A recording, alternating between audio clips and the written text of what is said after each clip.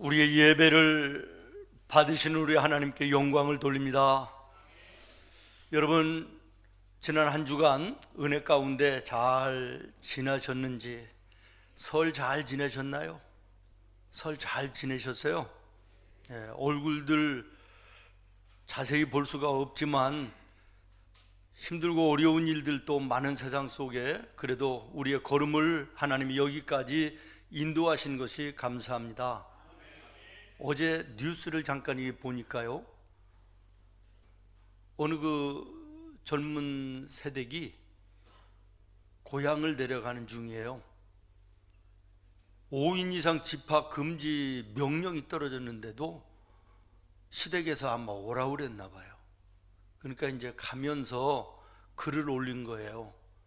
우리 시댁에서 이 5인 이상 모임을 어기고 11명이 모인다고 그럽니다. 내가 신고를 하기는 그러니까 나를 대신해서 신고해 줄 사람을 찾습니다. 어제 뉴스에 나왔어요. 아, 세상 살벌하더라고요. 우리 며느리도 지금 여기 있는데 우리는 그렇게 살지 말자. 끔찍했어요. 세상이 그런 세상이 됐어요. 시댁이 싫어가지고 시금치도 안 먹는데요. 시루떡도 안 먹고 시청도 안 가고 시외버스도 안 타고 예수 믿는 사람들은 시편도 안 읽는다 그래요.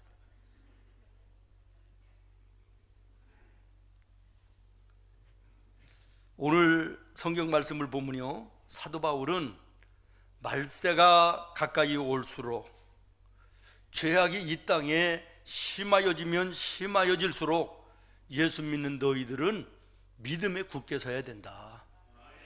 믿음에 굳게 서야 된다. 믿음에 굳게 서는 것이 뭐냐? 예수로 옷을 입어라. 예수로 옷 입고 사는 사람들은 사람과 사람 관계도 절대로 함부로 하지 않습니다. 하나님과의 관계만 바로 되면 됐지 아닙니다. 하나님과의 관계가 바로 되어 있는 사람은 사람과 사람 사이의 관계도 바로 되게 되어 있는 거예요. 이웃들과의, 동료들 간의 관계 너무나도 당연한 것이고, 더더군다나 가족들 간에, 식구들 간에, 형제 자매 간에 이 관계가 잘못되어 있다. 이것은요, 진정 예수 믿는 성도들의 모습은 아니다. 여러분, 이것을 꼭 기억하시기를 바랍니다. 갈라디아서 3장 27절을 보니까 누구든지 그리스도와 연합하기 위해서 세례를 받은 자들은 그리스도로 옷 입은 자들이다. 여러분이 내가 예수를 믿겠다고, 내가 예수를 믿는다고 신앙을 고백하며 하나님 앞에 세례를 받은 자들은 이미 예수로 옷 입은 사람들이라는 거예요. 오늘 12절 말씀에 보면 너희는 빛의 갑옷을 입어라. 14절 말씀에 보면 주 예수 그리스도로 옷 입고 그랬습니다. 이 옷을 입는다는 게 얼마나 중요한 일인지 모릅니다. 지난주에 제가 광고하기를, 우리가 다음 주일 예배에는 우리 전통의 고유 의상인 한복을 입고 한번 예배를 드려보십시다. 없는 분들은 할 수 없지만 있는 분들은 입고 오셔서 함께 예배합시다. 이렇게 광고를 드렸어요. 저는 코로나로 인해서 세상의 분위기가 완전히 다운되고, 그리고 이제는 고향까지 가지 못하는 이런 상황 속에 우울한 설이 안타까워서 예배 시간이라도 좀 한복을 입고 은혜로운 분위기로 한번 예배를 드려봤으면 좋겠다. 이런 아주 순수한 깨끗한 그런 마음으로 광고를 했는데, 우리 집에 들어갔더니 우리 집사람이, 제가 여러분들한테 그 문자로 보낸 거 있죠? 강력한 뭐라고 그랬어요? 압력에 의해서라 그랬나? 강력한 압력이었어요. 하여튼 남자들은 단순하다.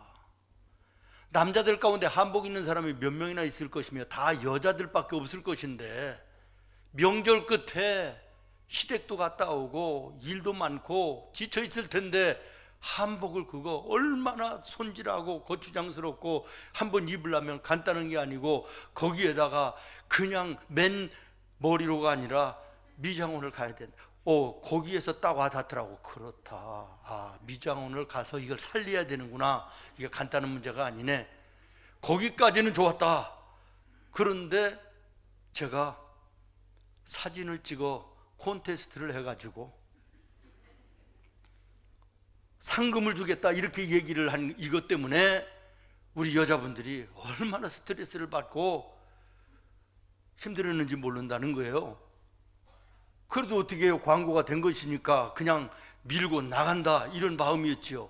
그런데 그 다음날 우리 저 오류동에서 목회하는 목사님이 운동하러 오셨다가 제가 얘기를 했어요. 우리 교회는 다음 주일날 설 지나서 예배는 한복을 입고 드리기로 했다. 그랬더니 이 목사님이 깜짝 놀래요. 목사님, 우리 교회는요 지난 1월 첫 주일날 연합여전도회 헌신 예배를 드렸는데 제가 한복을 입고 여전도회 원들은 오라 그랬더니 그것 때문에 난리가 나서 교회가 시험 들고 교회를 떠난다 온다 간다 난리가 났었다는 거예요. 그 왜 그러냐 그랬더니 목사님이 한복을 입고 오라 그러니까 입고 오기는 했는데 오래된 옷이라. 그랬더니 또 이거 심은 사람들이 얘기를 했대요. 센스가 없다, 시대에 뒤떨어지는 옷을 입었다, 뭐 이런 얘기가 들어가가지고 이분이 시험 들어갖고 교회를 떠난다 그러고 그럼 말리느라고 사과하느라고 아주 교회가 뒤숭숭했대 한동안. 그래서 내가 마음에 결단을 내렸어요. 안 되겠다. 그래서 문자를 드린 겁니다. 그래도 일부 예배 때는 여러분이 한복을 입고 나오셔서 너무 좋았는데 지금 몇 분 안 계시네. 이 옷이 참 중요한 것 같아요. 이것 때문에 교회를 떠난다 만다 이 정도가 되니 중요하죠. 그래서 의식주, 사람의 기본 생활에 중요한 거 3가지가 의식주라는데 그래서 의가 제일 앞에 있구나. 내가 생각할 때는 먹는 게 제일 중요할 것 같은데 이걸 안 먹으면 죽으니까. 그러나 입는 거나 집이라는 것은 뭐 없으면 힘든 대로 그냥 버티면 되는 것인데 이건 식은 죽는 거 아니에요. 그래서 내가 생각할 때는 식주의, 식의주 이렇게 해야 될 것 같은데 의식주라고 그래. 그 깨달았어요. 옷 입는 게 참 중요한 것은 중요하구나. 그러니까 제일 앞에 놨지 이런 생각을 했어요. 그렇습니다. 이 옷 입는 거 굉장히 중요해요. 그 옷을 입는 걸 보면요 그 사람의 신분을 알 수도 있잖아요. 신분을. 교복을 입었다, 뭐죠? 학생이에요.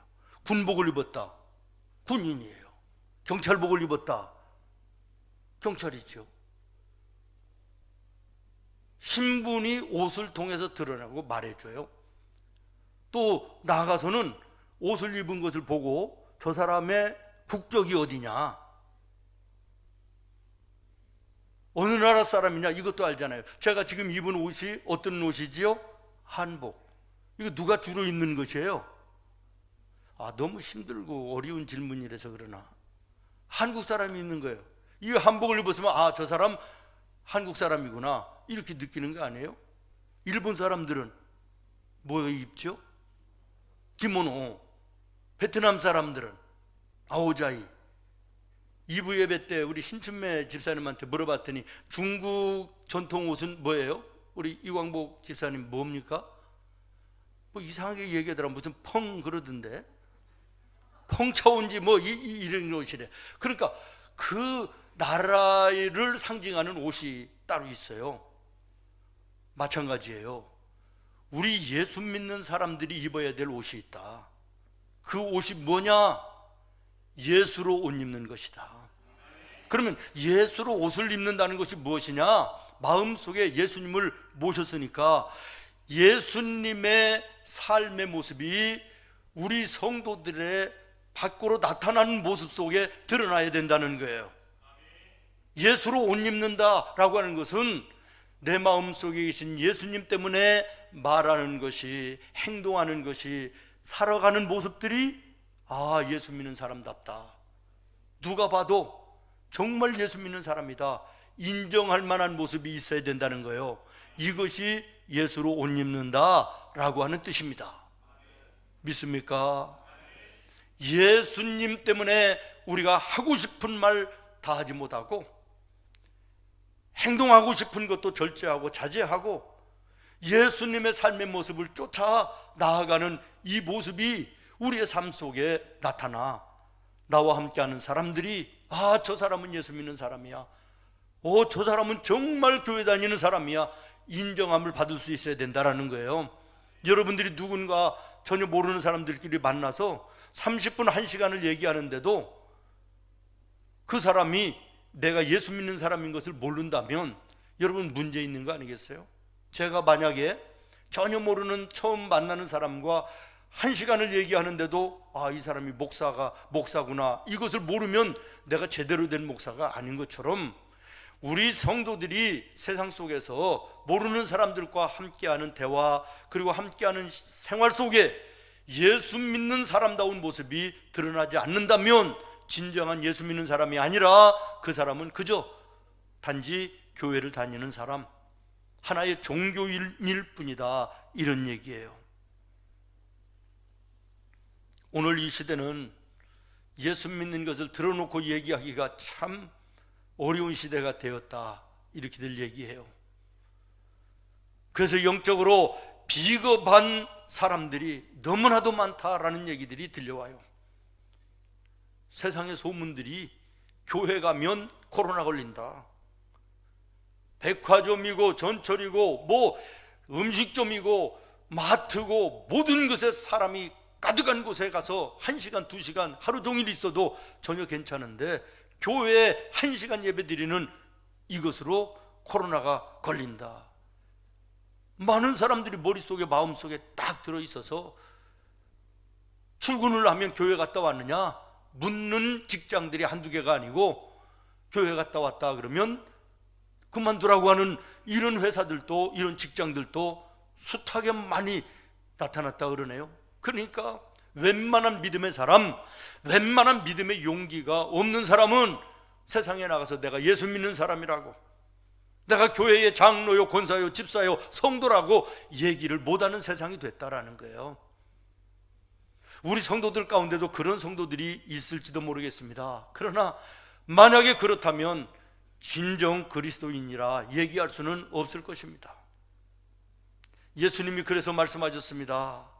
누가복음 18장에 보니까 세상 마지막 날이 가까이 오고 내가 이 땅에 다시 올 때 내가 믿는 사람들을 볼 수 있겠느냐 탄식조로 말씀하셨습니다. 세상이 점점 그렇게 되어가고 있습니다. 예수 믿는 것이 부끄러워서 세상 사람들이 비난하는 것이 창피해서 주저주저하고 머뭇머뭇거리고 뒤로 슬그머니 빼는 이러한 모습들이 얼마나 많은지, 내 신분이 예수 믿는 사람임을, 내 신분이 하나님의 교회에 일 맡은 사람임을 자신 있게 말하지 못하는 이 시대 속에 비겁한 신앙의 모습으로 나는 살고 있지는 않은지. 어느 책을 보니까요, 그 책 저자가 자기 자신을 소개하는 이 양력 소개에 이렇게 돼 있어요. 순 100% 서울산, 서울에서 태어났고 홍익대학교를 졸업했고 어느 방송국의 작가이고 부양가족 4명과 함께 예수를 믿는 사람입니다. 자기 소개를 그렇게 했더라고. 처음 봤어요. 멋있더라고요. 부양가족 4명과 함께 나는 예수 믿는 사람입니다. 자기를 소개하는 거예요. 얼마나 멋있어요. 그런데 우연히 이 유튜브 서핑을 하다가 보니까 연말 연예 대상을 받는 그 탤런트 배우들 중에 수상 소감을 말하는 이런 한 코너가 있더라고요. 그래서 제가 봤는데 상상할 수 없을 정도로 유명하고 굉장히 이름 있는 배우들, 탤런트들, 굉장히 많은 사람들이 트로피와 꽃다발을 높이 들고 울면서 수상 소감의 첫 마디가 이 모든 영광을 하나님께 돌립니다. 하나님이 나의 전부이십니다. 하나님이 여기까지 오게 하셨습니다. 굉장히 많더라고요. 여러분도 한번 들어가 보세요. 참 감동이었습니다. 여러분 입장을 바꿔놓고 여러분이 그 자리에 있다면 첫 인사가 그 인사를 내가 과연 할 수 있을까? 보통 믿음과 보통 용기를 가지고는 안 되는 이야기인데요. 너무 감동이었습니다. 저는 단 한 번도 목사가 된 것을 후회해 본 적도 없고, 어디서 누구 앞에서도 조금도 그 목사라는 이름 때문에 위축되고 머뭇거린 적이 없습니다. 오늘 이 시대의 교회의 목사들이 썩었다, 비리와 부정한 것들, 그래서 많은 사람들이 이제는 목사의 성직에 이 이름이 더럽혀지고 땅바닥에 떨어진 이 시대이지만, 저는 그래도 내가 목사 된 것을 자랑스럽게 생각하고 하나님의 큰 축복이라고 믿고 살고 있습니다. 여러분 하나님의 자녀된 것이 부끄럽습니까? 세상 사람들이 비웃고 조롱한다고 그래서 창피합니까? 그래서 머뭇거리고 주저하고 적당히 숨기고 삽니까? 비겁한 행위입니다. 믿음의 올바른 모습이 아닙니다. 예수님은 영원히 예수님이십니다. 오늘도 예수님은 변함없는 하나님이십니다. 문제는 예수를 잘못 믿는 사람들 때문에, 잘못 믿는 교회 때문에 세상의 지탄거리가 될 수는 있으나, 예수님은 변함없이 예수님이시고 예수님은 변함없이 하나님이십니다. 또 하나, 옷은요 그 사람의 어떤 그 품위를 표현합니다. 말을 하지 않아도, 행동을 하지 않아도 그 사람의 옷 입은 옷매무새를 보고 있으면 대략 그 사람이 어떤 사람인가, 인격이나 품위나 교양 정도나 아니면 그 사람의 성격 같은 것도 짐작을 할 수가 있습니다. 친구 목사님이 한참 전인데 그런 얘기를 해요. 아들이 며느리짜리라고 인사시킨다고 여자아이를 하나 데리고 왔는데 어디에다가 눈을 둬야 될지 난감해서 혼났다고 한숨을 쉬더라고요. 시부모님이 될 분을 만나러 처음에 왔는데 옷 입은 것이 눈으로 볼 수가 없더라는 거예요. 이거 어떻게 하면 좋냐고 한숨을 쉬는 그런 목사님을 봤습니다. 옷 입은 것을 보면 그 사람이 어떤 사람인가를 대략은 알 수 있는 것이에요. 오늘 우리 예수 믿는 사람들 옷 입는 거 하나도 조심해야 됩니다. 단정해야 됩니다. 나만을 생각하는 것이 아니라 다른 사람도 생각할 줄 알아야 됩니다. 그러나 이 옷이 전부는 아니죠. 우리 성도들은 겉의 옷도 잘 입어야 되지만 더 중요한 것은 속 마음을 더 조심해야 되고, 우리가 하나님 앞에 정말 믿음의 아름다운 예수의 옷, 심령의 예수님의 마음, 예수님의 성품 품고 살아가야 된다는 것이에요. 베드로전서 3장에 보니까 이렇게 말씀합니다. 너희의 단장은 머리 꾸미고 금을 차고 아름다운 옷을 입는 외모로 다했다 생각하지 말고, 오직 마음에 어떤 사람을 위해서 숨은 사람을 온유하고 안정한 심령에 썩지 아니할 것으로 단장하라. 이것이 하나님 앞에 값진 것이다. 그렇습니다. 우리 성도는 밖으로 입고 다니는 이 옷도 중요하지만 더 중요하게 단장해야 될 것은 내 마음 중심이라는 거예요. 내 마음에 예수님을 품었으면 예수님의 성품, 거룩, 성결, 정결, 정직, 온유, 성실, 이런 것들 예수님의 성품 아닙니까? 말하고 행동하지 않아도 그 예수님의 성품을 품으면 우리의 모습을 통하여 우리의 품위가 풍겨나간다라는 것이에요. 속 사람을 단정히 하는 우리 성도들 되어야 된다, 그런 얘기입니다. 사무엘상 16장에 보면 하나님이 말씀하십니다. 내가 보는 것은 사람들이 보는 것과는 다르다. 사람들은 겉의 외모, 보지만 나는 너희의 마음의 중심을 본다. 마음의 중심에는 관심이 없고 겉모습만 정신이 없는 이런 사람은 이것은 생각해 볼 문제입니다. 우리가 잘 아는 이어령 박사님이 쓴 글을 보니까 우리 한국 사람들의 그 의생활은 겉옷 문화라 이런 얘기를 했더라고요. 겉옷 문화라는 거예요. 다시 말하면 겉에 걸치는 옷만 신경을 쓰지 속옷에 대해서는 관심이 없다라는 거예요.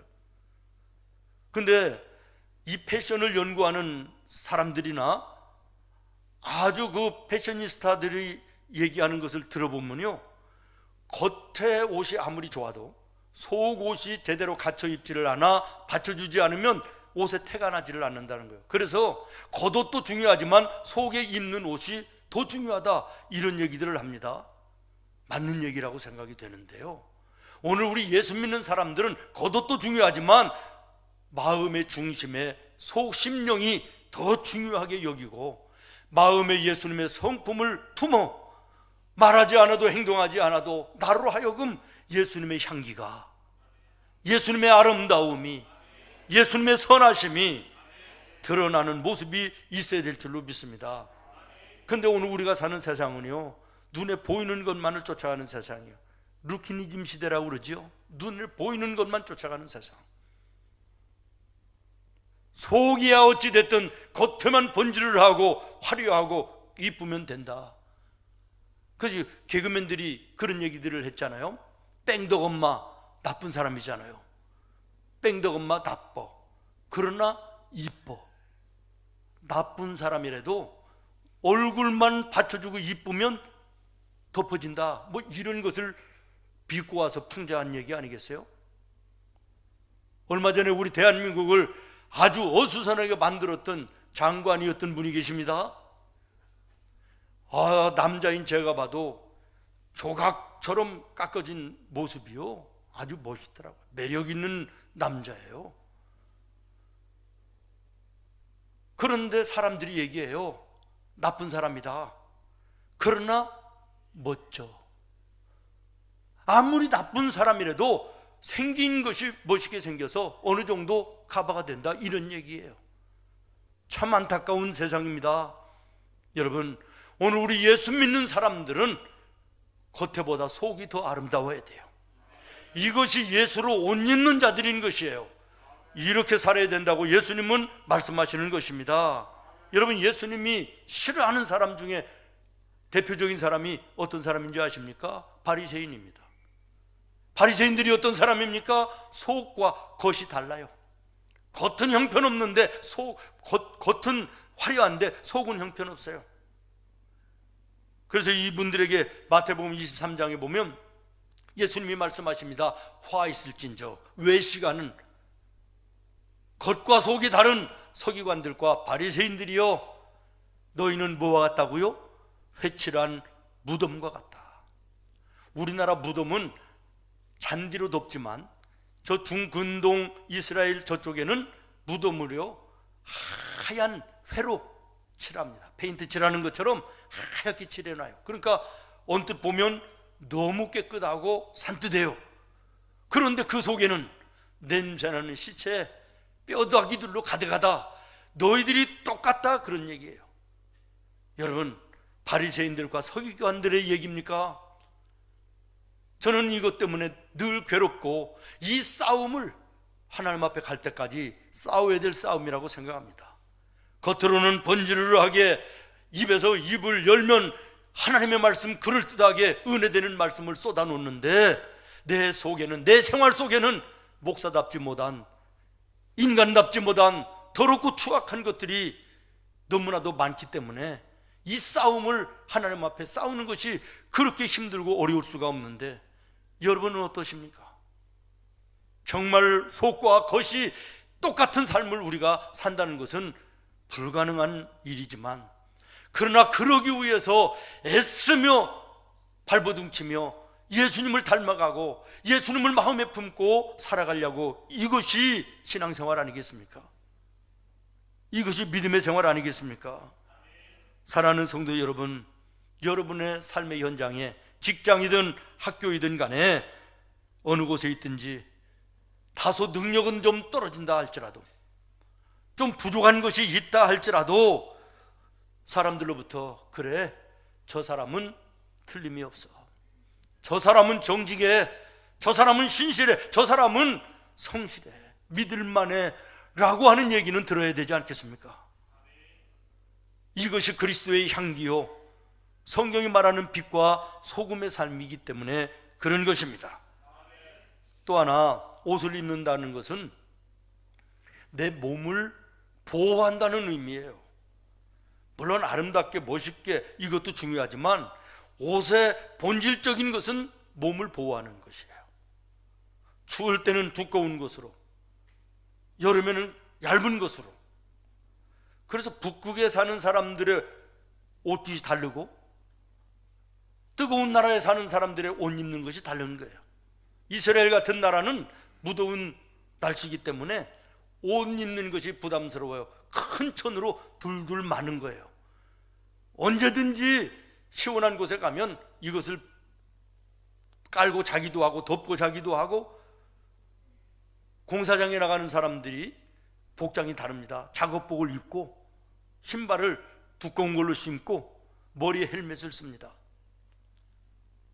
내 몸을 보호하는 것이 옷이에요.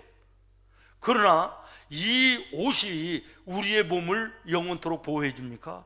그렇지는 못한다는 거예요.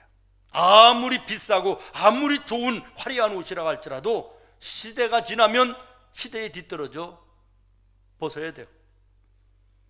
시간이 지나면 헤어지고 찢어져서 버려야 되는 것이에요. 옷이 우리를 보호해 주지만 영원한 보호는 될 수 없는 것처럼 나와 여러분의 인생의 진정한 보호자가 세상이 아니라는 거예요. 돈이 아니라는 것이에요. 사람이 아니라는 것이에요. 나와 여러분의 인생을 영원토록 보호하고 지켜줄 이는 예수 그리스도, 우리 하나님밖에 없음을 알아야 된다는 것이에요. 그러므로 예수 믿는 사람들은 예수로 옷을 입어야 된다, 예수로 옷 입는 자들이 되어야 된다라고 말씀하고 계신 것입니다. 잠언에 보면 솔로몬 왕은요, 세상의 모든 부귀영화 전부 다 누리고 인생 마지막에 이렇게 얘기합니다. 세상 그 화려했던 모든 것이 나를 지켜주는 것이 아니었다. 그러므로 너희들은 너희의 모든 일을 여호와 하나님께 맡겨라.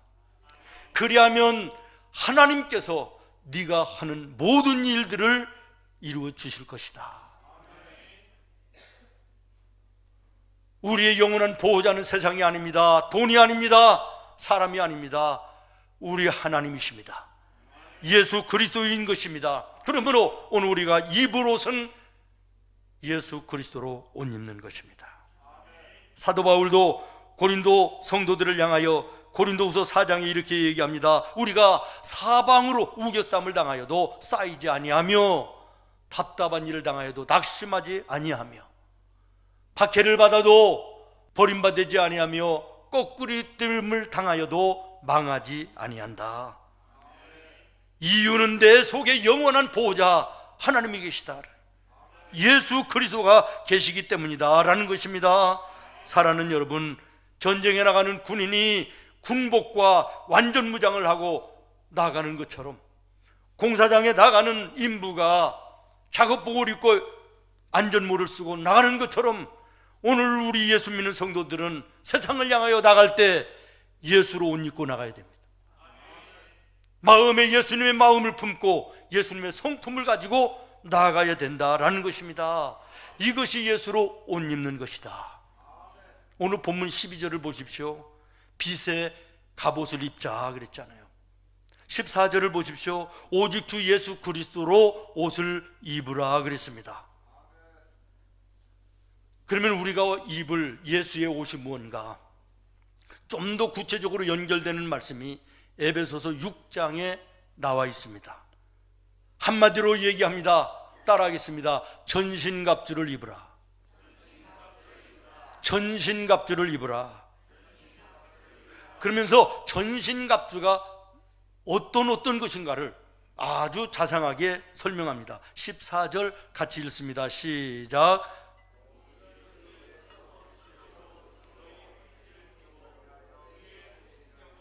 다시 한번 읽습니다. 그런즉 서서 진리로 너의 허리띠를 띠고 의의 호심경을 붙이고.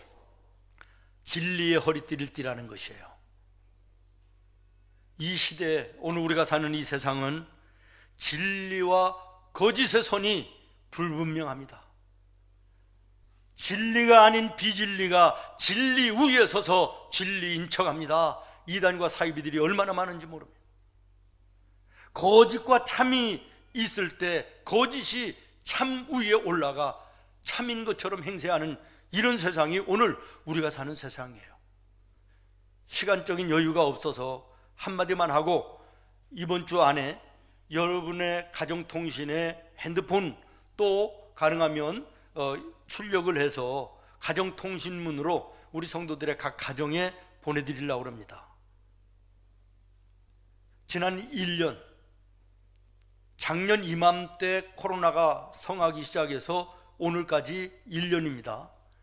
이 1년 동안에 코로나가 교회에서 감염되고 교회 발로 발표된 것이 너무나도 크게 과장되어 있기 때문에 교계에서 강력하게 이 재해본부에 의뢰를 하기를 정확하게 해라, 수치에 의해서 과학적으로 정확하게 얘기를 해라. 모든 방송이 교회발, 그래서 모든 국민들이 교회를 혐오 집단으로 인정하고 교회를 갔다 오면 병든 것으로 여겨지는 이 세상을 만났는데, 당신들이 과학적으로 통계 수치에 의해서 정확하게 발표하라 푸시를 계속 해가지고요, 지난주에 발표가 나왔습니다. 중앙재해대책본부의 실무팀장인 총괄팀장이 텔레비에 나와서 정식으로 발표했어요. 시간 없어 다는 말 못하고요, 1년 동안에 교회발이라고 얘기했던, 종교발이라고 얘기했던 것이 평균값으로 내니까 8.2%. 이 8.2% 안에도 사이비 종교, 이단, 신천지를 비롯해서 절, 성당, 천도교, 모든 종교에 통틀어서 8.2%밖에 평균 안 된다는 거예요. 그런데 의식 구조를 국민들에게 설문조사했더니 우리 국민들은 코로나의 44% 이상이 교회에서 시작됐다라고 인식을 가지고 있다. 결론이 뭐지요? 모든 매스컴이 교회를 집중적으로 공격하고 더 부각시키고 계속해서 주입시켜서 국민들의 머리와 마음속에 교회 가면 예배드리면 바이러스 침투한다, 코로나에 감염된다 라고 하는 것으로 입력되어 있다는 것이에요. 그러면서 그분이 그 자리에서 분명히 얘기했습니다. 저는 들었습니다. 대면 예배를 통해서 감염된 사례는 거의 없다고 봅니다. 이렇게 얘기했어요.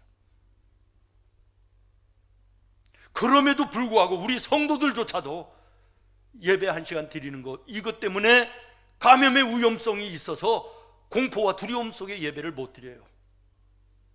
수백 명이 모이는 전철, 백화점, 마트, 식당 전혀 관계가 없는데 교회에 예배 1시간, 그것도 일주일에 한두 번, 이것 때문에 예배를 못 드리는, 거짓이 참 위에 올라가 진리와 참을 찍어 누르는 이런 시대 속에 우리가 살고 있다. 진리의 허리띠를 띠라. 그럴지라도 우리 예수 믿는 성도들은 기도하며 인내해야 될 줄로 믿습니다. 왜 그렇습니까? 하나님은 공의의 하나님이시라. 때가 되면 참과 거짓과 진리와 비진리를 드러나게 하시기 때문에 그렇습니다. 벌써 이것이 드러나고 있지 않습니까? 목회를 하다가 보면요, 별별 소리들이 들려옵니다.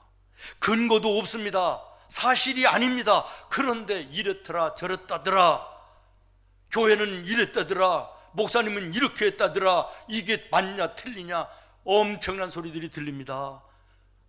마음 같아서는 불러다가 따져놓고도 싶고 보여주고도 싶고 근거를 찾고 싶기도 한 이런 일들이 한두 번이 아닙니다.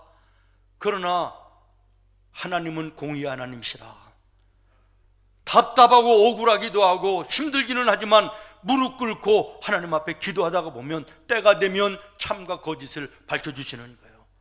진리와 참을 하나님께서 드러나게 하시는 거예요. 그래서 그 사람들을 부끄럽게 하시는 이 하나님을 너무나도 봤기 때문에 감정대로 하지 않게 됩니다. 여러분도 세상 살면서 가정이든 직장이든 억울하고 답답한 일이 있어도 진리가 아닌 것이 진리처럼 행사하고, 그래서 여러분이 손해보고 손가락질을 당하더라도 억울하시더라도 기도하며 기다리시길 바라요. 기도하며 기다리시기 바랍니다. 저는 목회를 시작하면서 우리 집사람과 철칙으로 세운 것이 뭐냐, 삼자대면은 없는 것이다. 억울한 일이 있어도 답답한 일을 만나도 기도하며 우리는 기다리는 것이지,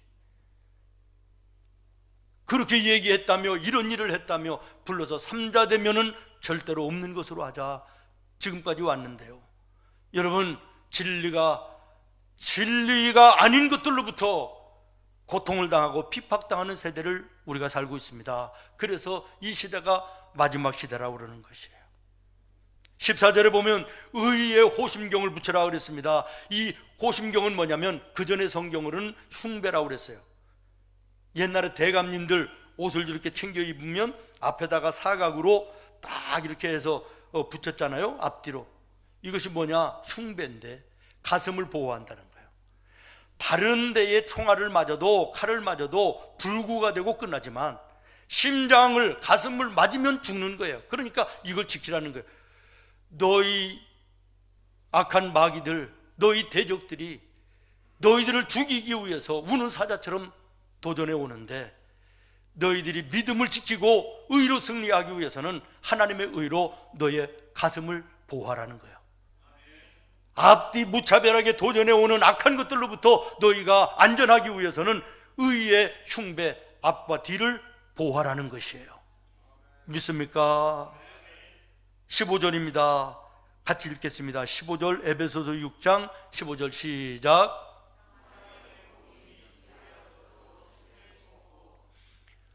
복음의 신발을 신으라 하는 거야. 복음의 신발.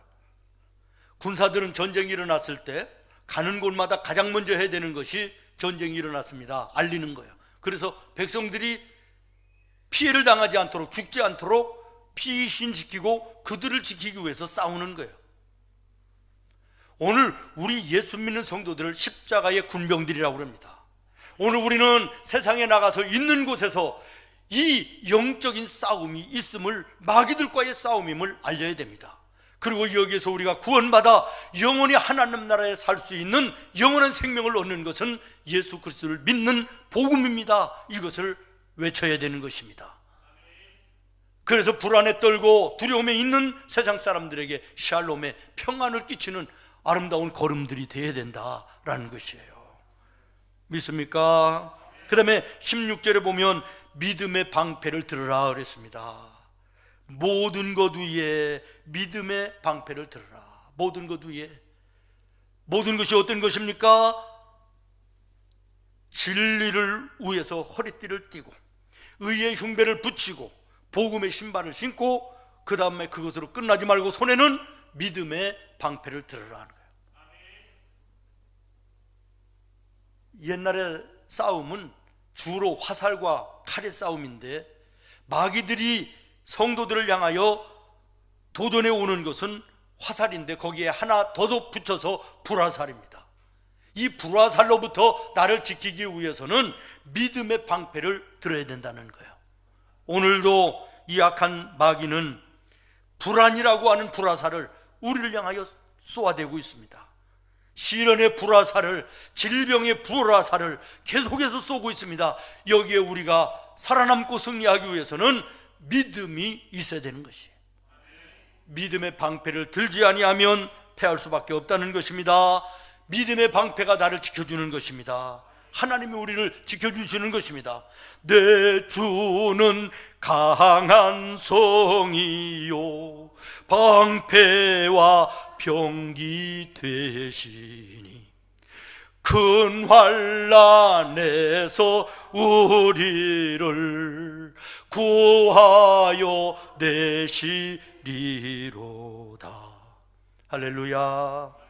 그다음에 17절에 보면 구원의 투구를 써라, 머리를 보호하라, 머리를 지키라 하는 거예요.